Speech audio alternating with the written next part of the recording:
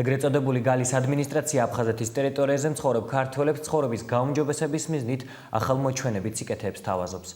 ამის შესახებ უფრო ვრცლად რუბრიკაში კვირის თემა.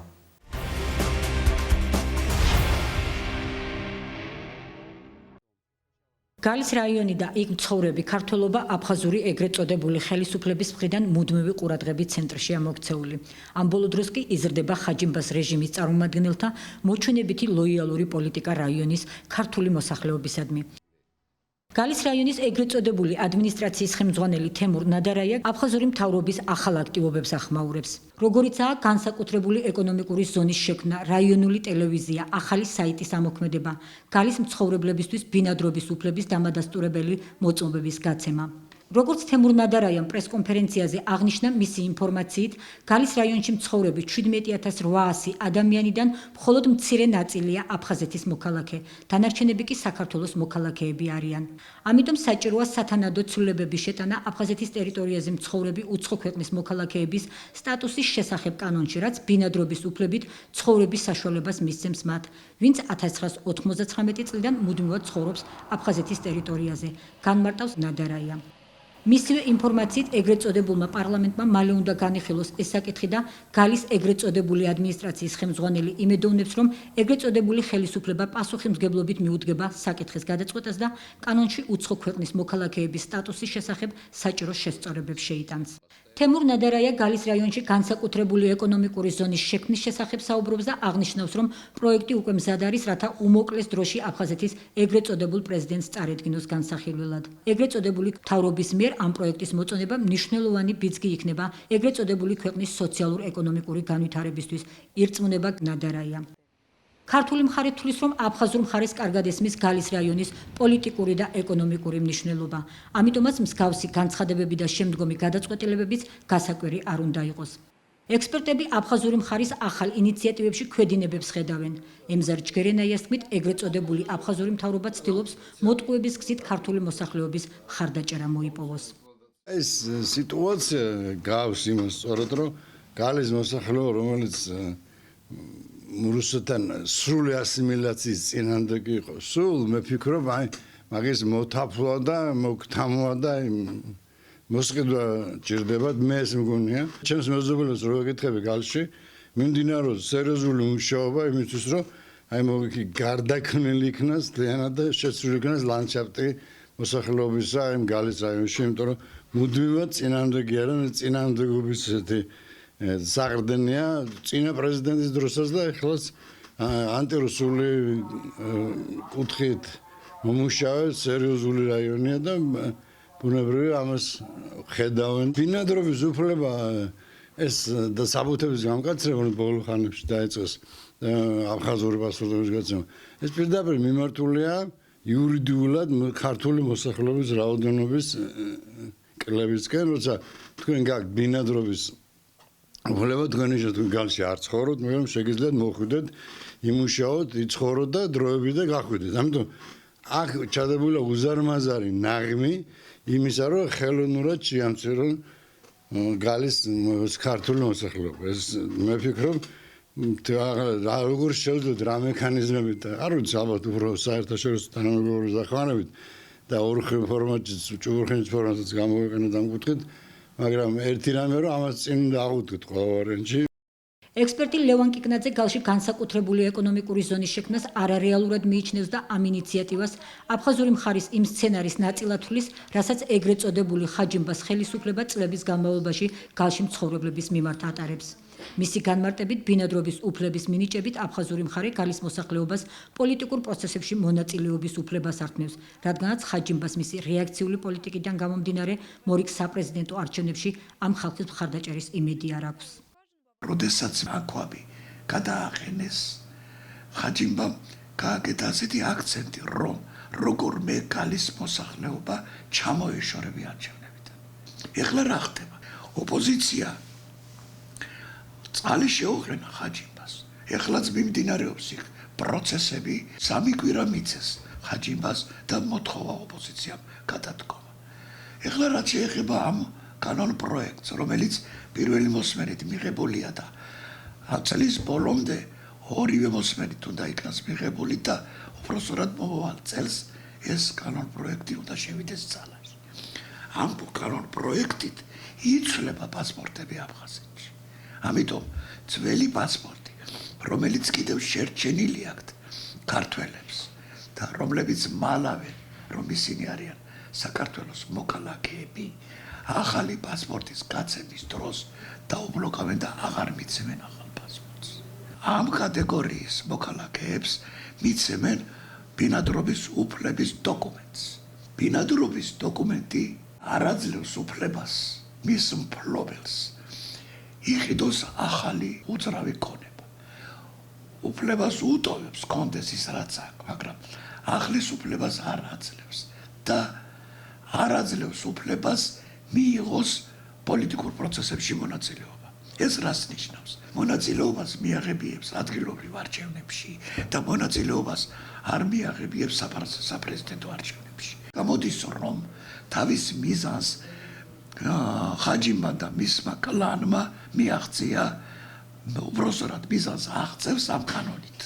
არა მარტო ხაჯიმას, იქ სხვა რეაქციული ძალის წარმომადგენლებს არავის არ უნდა გალის მოსახლეობის ხმები. იციან რომ ისინი ხარს დაუჭერენ ისეთ კანდიდატს, რომელიც პროქართული კი არა, ადამიანური იქნება და იქნება მოტივირებული იმისთვის, რომ ამ ხალხს რაღაცის უფლებები გქონდეთ. ამას მე დავარქვი კლასიკური ნიმუში აფხაზური აპარტეიდისა, რომელიც შესავებულია რუსულ შოვინიზმში. იქ მოქალაქეობს უფლება და ყველაფერს უფლება აქვთ რუსებს, რუსეთის მოქალაქეებს ამის უფლება საქართველოს მოქალაქეობას არ აქვთ. გალის ეგრეთ წოდებული ადმინისტრაციის ხელმძღვანელი ნადარაია ენგურჰესის მუშაკებისგან საშემოსავლო გადასახადის აფხაზეთის ბიუჯეტის სასარგებლოდ გადახდასაც ითხოვს. ჩვენ პირველად გავითვალისწინეთ რაიონის ბიუჯეტში ენგურჰესის მუშაკების მიერ საშემოსავლო გადასახადის გადახდა და ამის სრული უფლება გვაქვს. საწარმოში, რომელიც აფხაზეთის ტერიტორიაზე მდებარეობს, 6-ზე მეტი უცხოელი სპეციალისტი მუშაობს, რომლებიც საშემოსავლო გადასახადს არ იხდიან. ამ თანხების მოცულობა 3 მილიონ რუბლს შეადგენს. მიუხედავად იმისა, რომ უკვე 20 წელზე მეტია ორმხრივი შეხვედრების დროს ენგურჰესის სტატუსი ირკვევა, ამან საგადასახადო პოლიტიკაზე გავლენა არ უნდა მოახდინოს, აღნიშნავს ნადარაია. ექსპერტ ემზარ ჯგერენაიას განმარტებით, აფხაზური მხარის გაღიზიანება ქართული მხარის მოთხოვნამ გამოიწვია, აღირიცხოს ოკუპირებულ ტერიტორიაზე დახარჯული ელექტროენერგიის მოცულობა, რასაც უკვე რუსული მხარეც ითხოვს. ლევან კიკნაძე კი განმარტავს, რომ აფხაზურმა მხარემ ახალი ხრიკი მოიგონა ბიუჯეტის შესავსებად. ქართულმა მხარემ დააყენა საკითხი, რომ უეცრად აღრიცხეთ რამდენი ელექტროენერგიას იხმარს თქვენი მოსახლეობა და რაღაცები საფასური გადაიხადეთ. ამის საპირწონოდ არის, მე ვფიქრობ, ამის დაყენებული საკითხი, რომ ისო რამდენიმე ადამიანი მუშაობს, რომ იცოდეთ მინიმალურ თანხაზეა ლაპარაკი, სასაცილოდ არ ყოფილ. რუსეთის მხარეც კი ითხოვს ოპერატორი ამ ენგურჰესის, რომ დაწესდეს ტარიფი, თუნდაც მინიმალური. ყოველეთი რამ მსოფლიოში არ ხდება, ხო, დენს მოიხვანა და არაფერს არ ხდება. ამიტომ ეს პრინციპული თემაა და ამ გამრიცხველიანობას ეწინააღმდეგებიან და ეს ერთ-ერთი საარჩევნო, მე ვფიქრობ, დაპირება, ლოზუნგი. ძალიან ბევრი საინტერესო საკითხია ენგურჰესის ირგვლივ. გარდა იმისა, რომ სტატუსი არ არის განსაზღვრული, იქ ლაპარაკი იმაზე, რომ ვარდნილესების შეკეთების ხარჯები კაპიკი არავის არ გაუღია, საერთო ორგანიზაცია საქართველოს გააკეთა თუნ ენგურჰესის შეკეთების ნაწილი, მთავარი რა არის, რომ იმ ენერგიას, რასაც გააძლევს საქართველოს მხარე, აფხაზურ მხარეს, იმის ფულს არ იხდის, აფხაზები ფულს დენის საფასურს არ კრიფავენ და უფრო მეტიც. როცა ხშირად აფხაზურ მხარეს თხოვნით რუსეთიდან ყიდულობს საქართველოს და მას უსასყიდლოდ აძლევს აფხაზურ მხარეს, არც იმის ფულს არ იხდან. საშემოსავლოზე ლაპარაკობენ, იმიტომ რომ დაიწყო ლაპარაკი, რომ აღურიცხოთ აფხაზური მხარე იძახის, რომ როგორც კი დენის საფასურის მოთხოვნას დაიწყოთ, აფხაზეთში რევოლუციის ტოლფასია, ამით თქვა აშინებენ ჩვენ ქართულ მხარეს, დესტაბილიზაცია დაიწყება. მიუხედავად ამისა, ვფიქრობ, რომ ეს უნდა გაიაროს აფხაზურ მხარემ, აუცილებელი აღრიცხონ და მინიმალური გადასახადი საფასური დააწესოს ელექტროენერგიაზე. ელექტროენერგია თითქმის მუქდად აქვთ აფხაზეთში. ეხლა შემოიგონეს ეს ამბავი, რომ როგორმე ამ ქართველი მომსახურიდან მიიღონ ეს ტარიფი. როგორმე რაღაც შევიდეს იმათ ბიუჯეტში. თუმცა ის ხმები, რომ ტარიფი უნდა მომატებულიყო, იციან რა საფრთხის შემცველიც არის. საქმე იმაშია, რომ ტარიფს ვერ უმატებს, თუმცა ხარჯები არის ელექტროენერგიის მომსახურების არის იქ, ხელფასები ეს არის, მაგრამ ეს უნდა იმ ხალხის და იმ ტექნიკური პერსონალის ხარჯზე, რომელიც მუშაობს ენერგეთზე. თორე მოსახლეობას ის ამ ტარიფს ვერ აუმატებს.